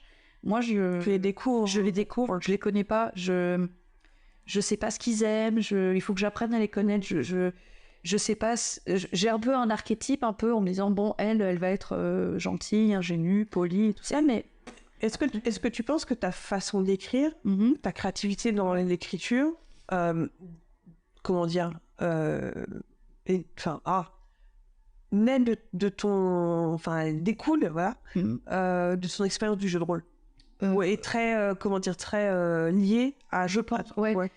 Après, ça c'est plus en tant qu'entraînement, parce que au niveau de la créativité, bon, les plans de PJ, c'est pour ceux qui ont vu par exemple le Donjons et Dragons, le film, c'est plan de PJ, le jeu. Tu passes ton temps à créer, à avoir une idée, et en fait, ça va pas se passer comme tu veux. Du coup, il faut rebondir et réagir. C'est aussi, quand tu es MJ... Donc, tu es maître du jeu. Oui, que tu es maître du jeu. Tu as des joueurs, tu ne sais pas ce qu'ils vont faire. Tu as une trame, tu as une idée. Par exemple, donc, on reprend aller récupérer les pommes d'or des Hespérides. Et tu mets tes joueurs dans une pièce, tu sais pas. Il y en a un qui va dire, en fait, je sais pas, je vais grimper. Puis l'autre, il dit, non, mais moi, je vais couler le bateau pour récupérer les pommes qui vont flotter. Et tes personnages, des fois, ils sont comme ça. T'es un peu genre, ouais, mais en fait, ce serait logique que ce personnage, il veuille pas récupérer les pommes et qu'il aille plutôt faire autre chose.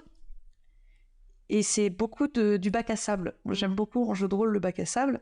C'est, t'as un univers, le maître de jeu connaît l'univers, il connaît tous les PNJ un peu, ou il les défaut aussi, mais... Et il met les joueurs et il regarde faire. Ou c'est très Discovery, c'est très jardinier. C'est ça, complètement. Et Monster Art, je le joue comme ça. C'est narratif. Normalement, les joueurs annoncent à l'avance, oui, je voudrais une scène où je vais être mal parce que machin a demandé à sortir avec bidule et que je suis jaloux et tout.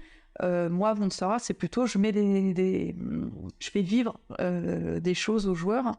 Et le joueur doit réagir par rapport à ça. Et c'est tu mets dans les situations. C'est ça. Et c'est un truc que je m'aperçois que j'aime beaucoup en jeu de rôle. Un des trucs qu'à chaque fois que je dis à quelqu'un qui a jamais joué avec moi, enfin en tant que MJ, je lui dis, moi ce que j'aime bien, c'est au-delà de faire vivre des histoires, c'est faire vivre des émotions aux joueurs. Donc, des bonnes ou mauvaises. Mais j'aime beaucoup trouver un peu ce que le joueur, ce qui fait vibrer le joueur, tirer un peu là-dessus, dans le sens lui donner, des fois lui reprendre pour qu'il soit encore plus content de le retrouver après. Et il y a ça un peu en... C'est plus en fait vivre des émotions que des aventures en fait. Oui. Bon, alors après c'est important, ces aventures. Mais du coup, c'est vivre beaucoup d'émotions dans les aventures.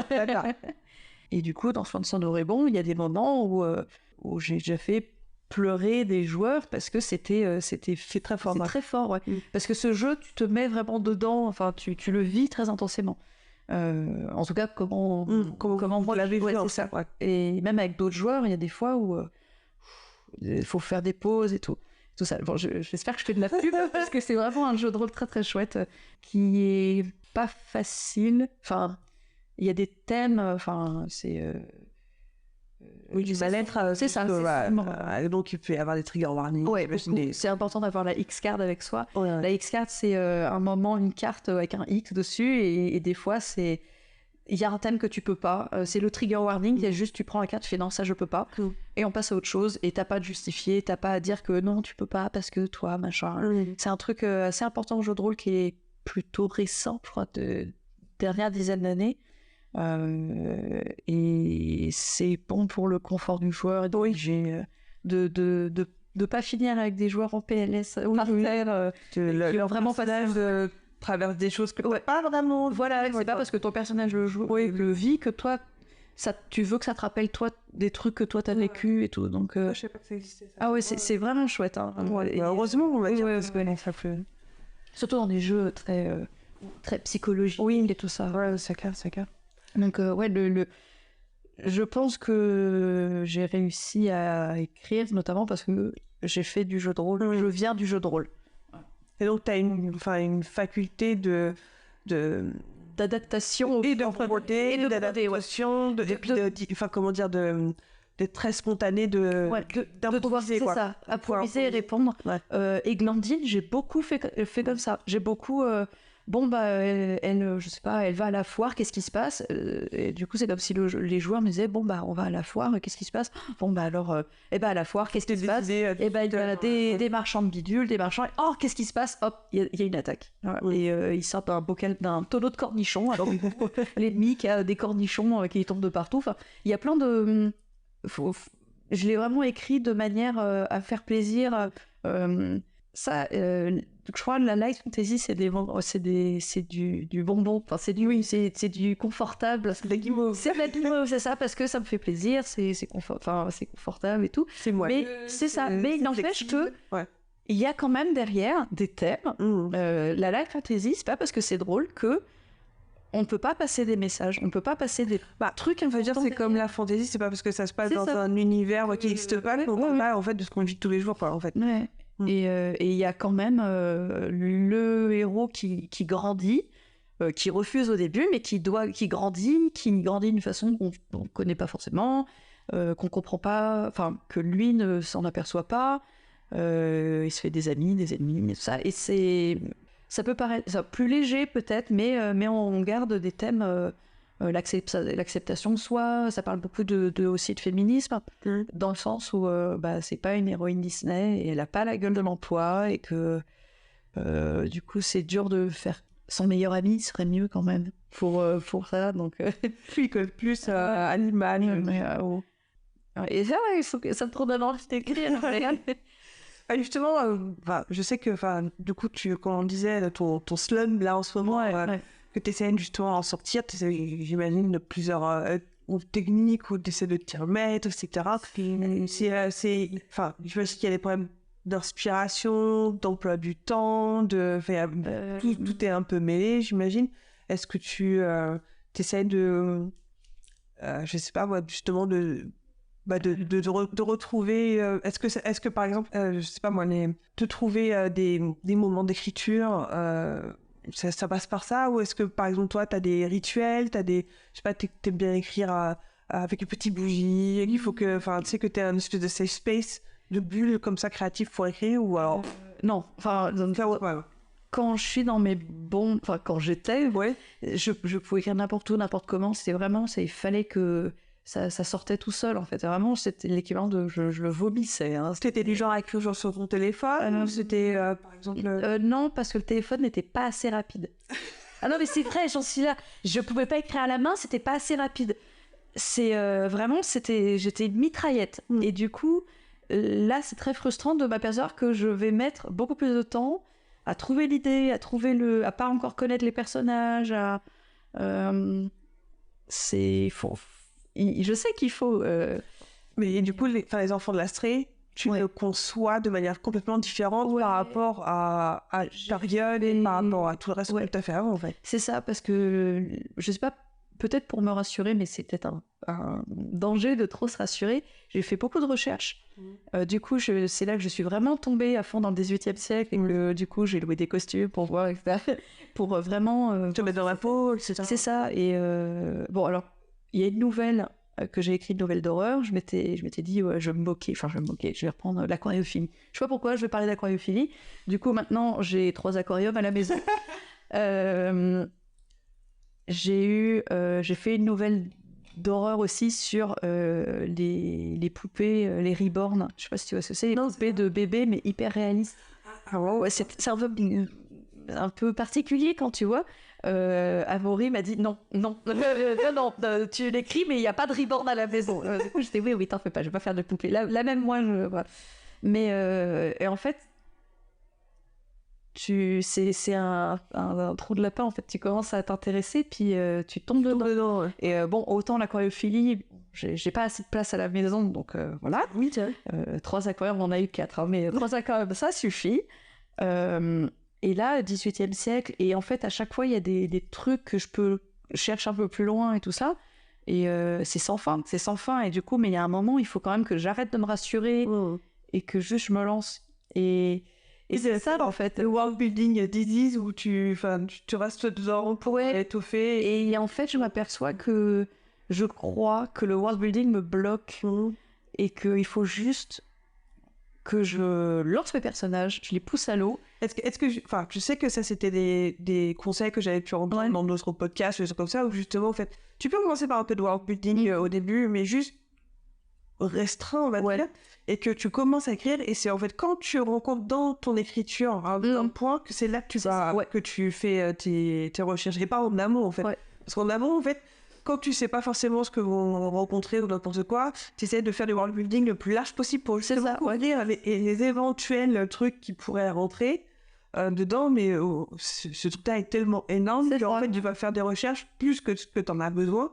Et du coup... Et c'est passionnant. C'est passionnant. Mais on apprend plein de choses. C'est ça. Mais tu finalement, et puis tu vas faire des recherches sur des trucs que tu n'as jamais utilisés. C'est ça. Bon, c'est bien de le savoir, etc. Mais je sais que c'était un conseil que j'avais entendu de faire des recherches au moment où tu écris, au moment où tu es juste noté, tiens, pour les corrections, faire des recherches là-dessus, quoi. Mais, et en fait, et c'est ça complètement.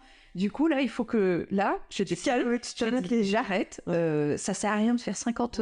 je me dis, tiens, peut-être que ça va me lancer, je vais faire une carte du monde. En fait, non. En fait, non, je pense que j'ai plus besoin de dire, elle vient de Bolangro, et on sait pas où c'est, mais juste les villes, elle s'appelle Bolangro, et puis elle a fait 5 jours de marche, elle vient de Bolangro, et puis elle va jusqu'à Mircouville, enfin je sais pas. Et en fait, c'est déjà plus évocateur que si à l'avance tu as vérifié qu'on passait bien par cet arbre-là à la ville de machin, etc. Et je pense que pour ce projet, il faut que j'arrête d'être architecte maintenant, et que là, je prête les personnages et pouf, je les jette dans l'eau, et qu'ils apprennent à nager par eux-mêmes. Oui, je pense que c'est ça. Mais il faut que j'arrête d'apprendre à mes personnages avant à nager. Il faut juste que je les pousse et on voit comment ils se noient. Enfin, qu'ils flottent, on verra bien. Ok. Peut-être que je voulais finir. T'as une grande... merci bien. C'était cool. Pour terminer, est-ce que justement tu aurais un conseil à des... ou je te laisse... Est-ce que c'est pas un conseil à justement des jardiniers ou des discoveries, tu vois, ou des nouveaux écrivains qui se cherchent un petit peu peut-être? Alors j'avais vu, je ne sais plus, sûrement sur Instagram, écrire le livre qu'on aurait voulu lire. C'est très vrai. J'aurais adoré lire Targum, parce que j'aurais beaucoup ri. Et en fait, s'amuser, c'est terrible, parce que il y a plein de fois on écrit et c'est horrible, tu cherches les mots et t'as l'impression de t'arracher chaque mot, mais en fait les meilleurs moments d'écriture, c'est quand t'es on fire et que c'est un plaisir. C'est des fois c'est horrible, c'est vraiment l'enfer, et des fois c'est juste il faut se faire plaisir.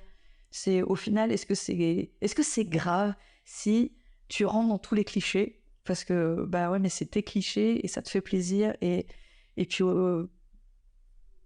si tu veux faire une histoire de loup-garou et de vampire, pourquoi pas. En fait, ce sera... le truc, c'est fais-toi plaisir. Fais-toi plaisir. Et puis après, peut-être que tu changeras et que tu n'auras plus envie que ce soit des vampires, mais des... je sais pas, des vampires de jour, ça. Sans chauve-souris, enfin, je sais pas. Et après, tu verras, mais juste fais-toi plaisir pour l'instant, et puis amuse-toi. Prends tes personnages et tu joues avec. C'est repartir avec cette innocence de la crapfic, où tu écris vraiment juste pour toi, pour tes potes, pas pour un livre. T'écris pas en disant je vais faire une grande saga de 50 bouquins et tout ça. Non, t'es juste là pour plaisir, quoi. Pour te faire plaisir. Et puis si au final tu te retrouves avec une saga de 56 livres, bah tant mieux. Mais après, il faudra les corriger. Là, c'est bon courage. Mais et au final, si t'arrêtes et que tu reprends, ça te fait plaisir. Voilà, c'est prendre du plaisir dans l'écriture. C'est tellement long et tellement que je veux dire, si vous ne prenez pas de plaisir, ça vous torture. Et il y a un truc qui m'a beaucoup aidé aussi, que j'ai pas dit, mais pour Wattpad, en fait, d'avoir les retours des gens.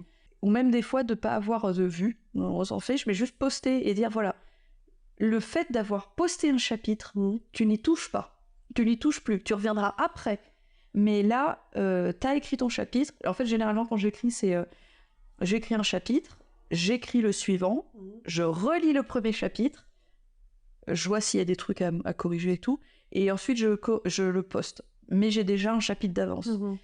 Et à partir du moment où le chapitre est posté, t'as letting go, bah. C'est, tu l'abandonnes. C'est, voilà, le personnage, finalement, tu veux pas qu'il s'appelle Bob, bah tant pis, il s'appelle Bob. Tu me corrigeras, tu changeras plus tard dans la relecture, beaucoup plus tard. Mais c'est fait. C'est, let it go, et faut accepter, et puis bon, bah, tu vas pas changer, et puis tu continues.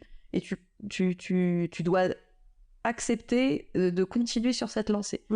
Et au pire, tu changeras plus tard avec les corrections. Et quelque part, ça guérit de l'indécision. C'est ça, ouais. Ou de... Et là, par exemple, les enfants de l'Astrée, en fait, ça a changé plusieurs fois de titre. C'était plutôt dark. C'était les enfants de l'éther, les enfants de l'Astrée, enfin, voilà. Et à partir du moment où c'est posté, c'est fait. C'est écrit noir sur blanc, voilà. C'est gravé, quoi. C'est ça. Et je sais plus ce que je voulais dire. Ça conseille? Oui. Oui, conseil. Pour poster sur... poster sur Wattpad, au final, c'est une fois que c'est fait, tu n'y retrouves plus, tu ne peux que aller de l'avant. Et si en plus, tu as des gens qui lisent et qui ont des retours, c'est encore mieux. Parce que c'est une sorte d'alpha lecture, en fait. Ouais. Que quelqu'un, en fait, lise c'est quelque part un premier jet. C'est ça. En sachant que c'est... Même si c'est un peu, quand même... réécrit ou corrigé, on va dire. Mais c'est pas corrigé une fois que t'as fini le premier jet, c'est juste corrigé sur le moment. T'as une sorte d'alpha lectorat. C'est ça. Et ce qui est intéressant, c'est que du coup, t'as des tas de gens, des tas de lecteurs et lectrices qui vont dire ah tiens, je pense que lui, en fait, ils réagissent sur le vif. Du coup, quand t'as un mystère, tu vois, c'est un peu comme avoir des joueurs, en fait. Tu vois les joueurs qui se posent des questions. Genre, lui, il est pas... elle est bizarre, lui, qu'est-ce que machin. Et du coup, en fait, tu peux jouer là-dessus et avoir un retour. Et justement, tu vois que les lecteurs aiment énormément ce personnage-là. Bah, en fait, tu leur donnes ce qu'ils veulent. Si en plus tu aimes ce personnage-là, voilà. Et j'ai joué là-dessus. Quand je les ai fait vivre des émotions, j'ai fait pareil. Je savais qu'il y a des gens... Il y a des lecteurs et des lectrices qui ont adoré le personnage. Je vais être poussière. Non, je pensais plus à Corbeau. Ah oui, d'accord. Corbeau, donc le chien, enfin le loup. C'est un loup mais qui se prend pour un chien. Il est gentil, il se prend pour c'est un golden retriever dans sa tête, mais c'est un loup noir, machin et tout. Mais en fait non, c'est un bon chien. Et un bon de go. Et en fait. Tu touches pas à un animal, tu touches pas à une mascotte. Donc tu fais du mal à Corbeau. J'ai fait pleurer des gens. Il y a des lecteurs qui m'ont dit mais c'est horrible, j'ai pleuré et tout. Ça reste de la light fantasy, hein, mais en fait c'est peut-être un peu sadique, mais il y a le côté où en fait la satisfaction de faire ressentir les émotions à les lecteurs. Et là en fait t'as un retour direct, tu sais. C'est ça, contrairement au fait peut-être justement l'édition, la publication traditionnelle, etc. Où en fait t'as des retours que déjà 1000 ans plus tard, après l'avoir écrit, et puis en plus c'est ceux qui viennent te voir éventuellement, enfin, ou qui te contactent sur les réseaux sociaux, ou qui te... Enfin, j'imagine que là, au moins, c'est vrai que t'as des retours à chaud, ouais, chaud direct, et puis vraiment, je suis épidermique, quoi. Ouais.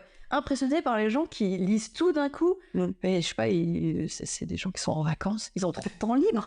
Non, mais parce que vraiment, les gens, je voyais, ils ont enfin...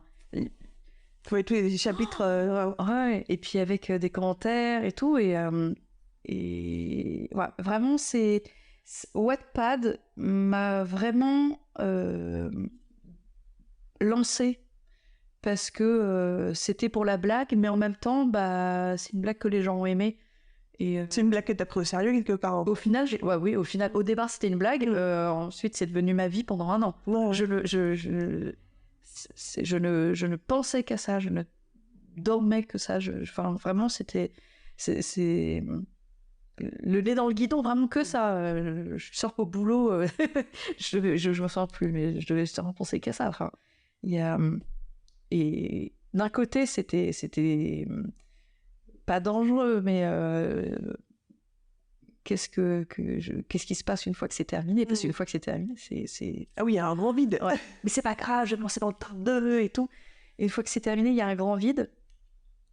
Du coup, j'ai tout de suite enchaîné sur autre chose, donc ça allait. On n'a pas parlé de valpurgisme, mais peut-être la prochaine fois. Mais c'est encore un autre concept, et là, c'est vraiment, ça se rapproche du jeu de rôle, parce que, vite fait, j'explique, c'est une héroïne. C'est un peu un mélange entre Light Fantasy et Monster Hearts, dans le sens où l'héroïne est une sorcière, mais c'est très léger. Et en fait, là-bas, j'ai demandé aux gens, parce que du coup, j'ai eu un lectorat qui voulait une suite, qui voulait lire quelque chose, donc je me dis, je vais en profiter de ce lectorat.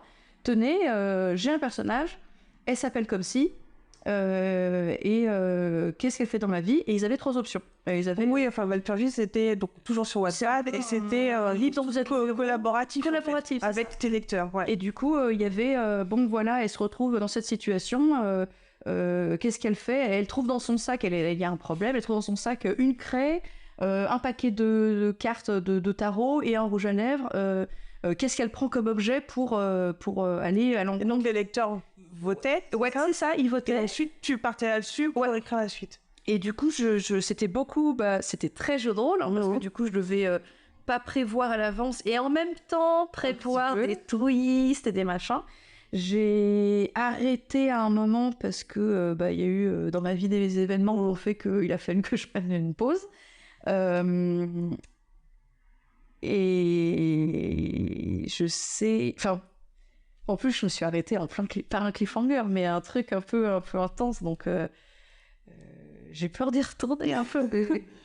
Mais j'avais dit oui, c'est juste une petite pause rapide. Puis, ça fait des années. Oui, ça fait des années. Bon, peut-être un jour j'y retournerai. Ah, je me sens en fait, je me sens un peu coupable par rapport au lecteur de les avoir abandonnés là-dessus, parce que c'était aussi un plaisir à faire.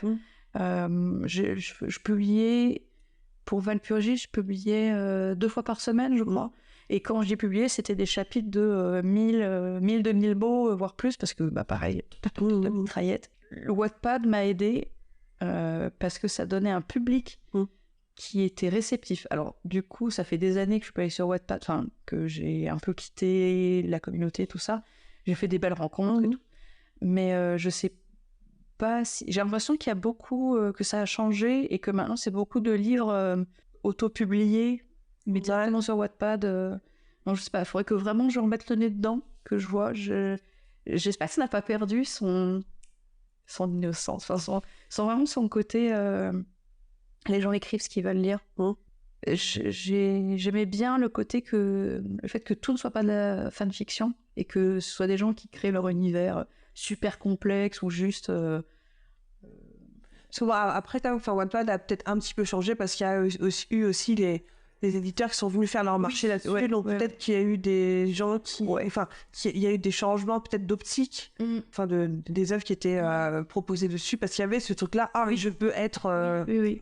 repéré par... il y a plein de bouquins, il me semble, maintenant, qui sont édités directement. On voit toujours un machin sur Wattpad, etc. Enfin, donc, est-ce que ça a changé? Je ne sais pas. Peut-être que ceux qui lisent maintenant, faut qu'ils lisaient avant et qui lisent maintenant Wattpad pourront peut-être nous le dire.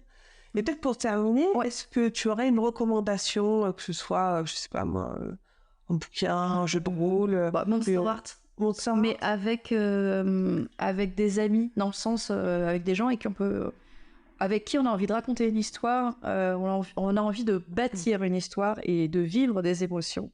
Ça peut être très fort. Donc c'est un jeu de rôle. La nouvelle édition va sortir bientôt. En français? Ouais, en français en plus. Je l'ai backé. Donc en light fantasy, Terry Pratchett, Good Omens. Donc, qui a été édité, qui est sorti en série. Oui, mais le livre lui-même qui était c'est pareil, c'est un peu un... Neil Gaiman, oui, les deux ensemble. Oui, c'est gros. Et pareil, là, c'est la même idée, je trouve, d'avoir pris quelque chose d'un peu absurde et d'avoir tiré l'idée de... c'est l'apocalypse et il y a l'antéchrist, enfin, je sais plus exactement. Mais c'est tirer l'idée... des cavaliers de l'apocalypse et tout ça qui viennent. Ces derniers temps, en lecture doudou que j'ai eu, parce que en plus, donc autant écrire ça a été compliqué, mais lire aussi c'est compliqué. J'ai lu d'un coup plein de Zola, parce que ce qui m'intéressait c'était l'époque, et du coup j'ai lu 3 ou 4 Zola à la suite, dont Nana, l'Assommoir qui assomme bien. Et une fois que j'ai lu ça, j'ai pas une indigestion, mais genre, ça y est, j'ai bien lu, maintenant, qu'est-ce que je fais? Et il y a cette impression maintenant j'arrive plus à lire. Enfin, ouais, je sais pas comment expliquer, c'est peut-être comme l'écriture. Tu vas trouver un truc qui te fasse rebondir. C'est ça, ouais.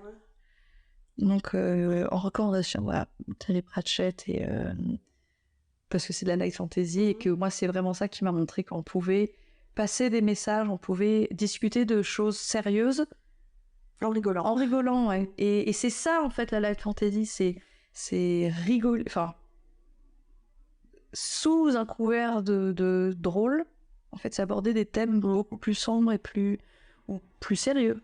Ouais. C'est pas mal, déjà. Et peut-être pour terminer, Princess Bride. Ah oui. Oh, Princess Bride. Oh là là, mais ça c'est le film comme le livre. Hein. C'est mais je l'ai lu. En plus, je sais pas comment. Enfin, je riais aux éclats. Le passage au tout début où le roi, enfin il y a le banquet avec le roi, le prince et Upendike et la future reine, mais qui finalement n'est pas celle qui est chauve. Et en fait, j'ai été épatée par la manière dont il avait écrit, parce que c'est un banquet qui est minuté. Il dit, il va y avoir une catastrophe dans 5 minutes. Pourquoi? Parce qu'il y a un courant d'air entre telle zone et telle zone. À telle heure, il va y avoir un courant d'air là, que la reine, je sais plus, enfin, le tel personnage a un chapeau de telle envergure, à telle heure précise, il va y avoir un courant d'air qui va faire ça et ça. Le chapeau va s'envoler, la perruque va s'envoler, va tomber à tel manche. Et la manière dont c'est raconté, c'est pas du grandiose, du machin, enfin, je sais pas comment expliquer. Je l'ai lu, je riais, et je me souviens que on peut faire ça. Et le livre, le livre en plus que j'avais, c'était une édition où la couverture, c'était un héros masqué qui tient une princesse et tout. Ça faisait très, Harlequin, collection Harlequin. Avec Fabio. Avec Fabio. Et j'ai mis ça en gros, vraiment en grand ouvert dans le RER. Et en plus, j'étais en haut de l'escalier, donc tu sais, où il y a plein de monde et tout. Mais je lisais mon truc.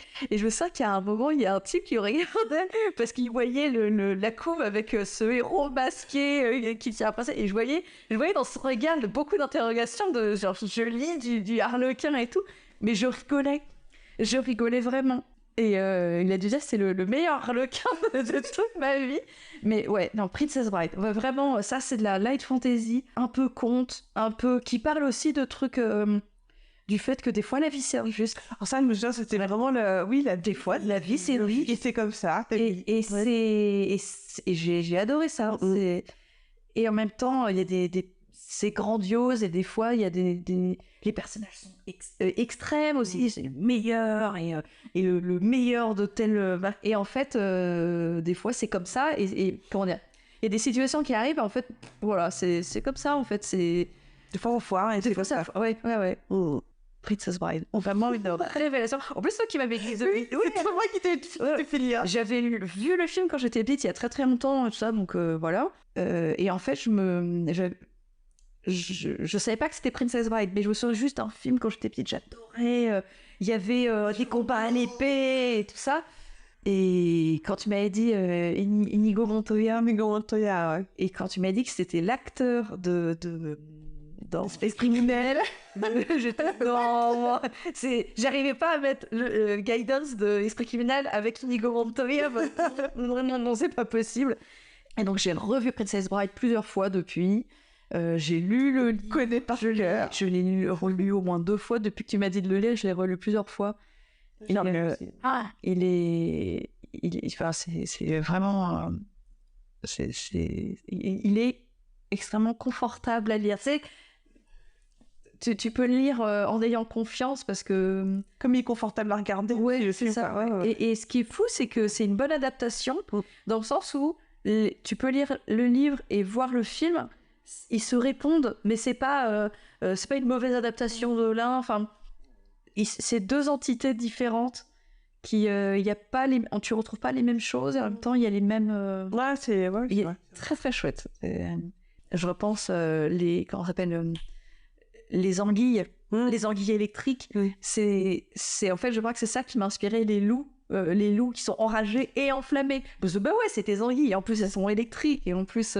Enfin voilà, tu peux toujours aller plus loin et tirer le truc. Oui, rongeur de taille inhabituelle. c'est tellement... C'est absurde, mais enfin... Oui, mais ça fait peur. Oui. C'est terrible, ça fait peur et tout, mais bon. C'est clair. Voilà. Ouais. Et donc, peut-être pour terminer, où est-ce que les gens peuvent lire tout ça? J'imagine Wattpad, peut-être que je mettrai les liens, etc. Wattpad, et puis ils peuvent te retrouver sur Instagram, ouais, alors... J'avais créé sur Instagram un profil d'écrivaine. Ouais. Je n'arrive pas à mettre à jour. Je ne suis pas du tout assidue. Il devrait y avoir 1 ou 2 posts. Il faudrait que je m'y remette. Il faudrait que je me remette à vraiment écrire, retrouver le plaisir d'écrire. Parce que même avec les petites nouvelles et ça remet les pieds dans le bain. Mais j'ai envie d'écrire un truc gros, une histoire, une grosse histoire. Ce qui ne veut pas dire que les nouvelles ne sont pas histoires, mais de m'investir longtemps et beaucoup. Mais je sais que je ne retrouverai pas ce que j'avais avec Tarion. C'était vraiment un moment, un chapitre dans ma vie où j'avais vraiment... Il faut que tu fasses le deuil. C'est ça. Mais en fait, c'est un truc... il faut que je fasse le deuil de ce truc-là, de cette période-là. Tu peux retrouver quelque chose qui soit satisfaisant. Qui soit satisfaisant. Mais c'est un moment où j'avais besoin de rire, j'avais besoin de me changer les idées, de lumière dans ma vie. Et en fait, j'ai créé... en fait, j'ai tiré le truc, quoi. C'est cool. Écoute, merci. J'espère que c'était pas trop long parce que... Enfin, bon, cool, merci. Et puis, bon courage pour... Merci. Toi aussi, hein. J'espère que ça...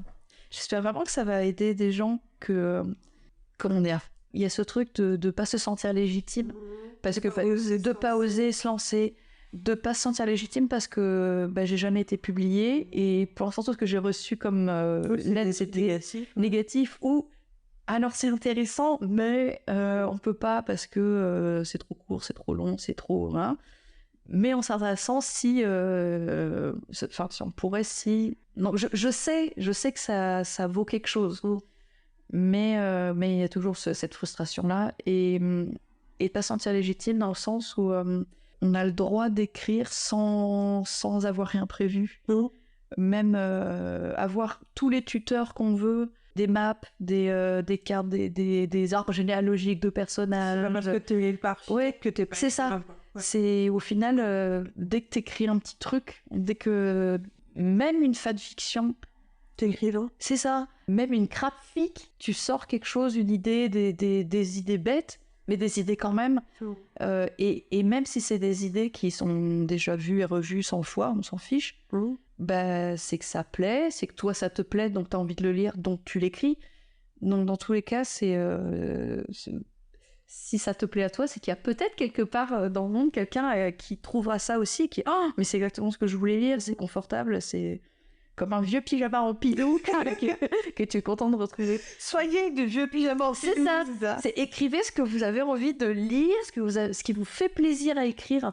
Il y a des moments où j'avais commencé à écrire des trucs, je me disais j'arrive pas, je comprends pas, j'arrive pas, et en fait je me dis non mais en fait ça me fait chier cette scène. Hop, j'enlève cette scène, et à la place j'ai fait un résumé de ce qui s'est passé dans la scène, dans le sens les personnages qui discutent, il s'est passé ça, mais c'était tellement long à écrire, à machin, etc. Je fais non mais en fait ça me casse les pieds, donc je veux pas le faire. Je ne prends pas plaisir à le faire, donc je ne vais pas le faire. Même si c'est des fois de la torture, t'as l'impression de t'arracher la peau parce qu'il faut trouver les mots, il faut quand même que ce soit que tu prennes un plaisir quand même de t'arracher cette peau. Eh ben merci. De rien. À la prochaine. Ouais, à la prochaine. Merci d'avoir écouté cet épisode. Si vous appréciez ce podcast, n'hésitez pas à laisser un commentaire sur mes réseaux ou 5 étoiles sur votre application de podcast préférée. Et si vous voulez engager une conversation, vous pouvez d'ores et déjà me trouver sur mes comptes personnels, Instagram, Twitter ou Twitch, sous le nom de Caudaléa, et sur le compte Instagram de ce podcast, Créativité, THE, ou tout sans accent, .podcast. Je vous dis à la semaine prochaine, et d'ici là, créez avec passion. Bye!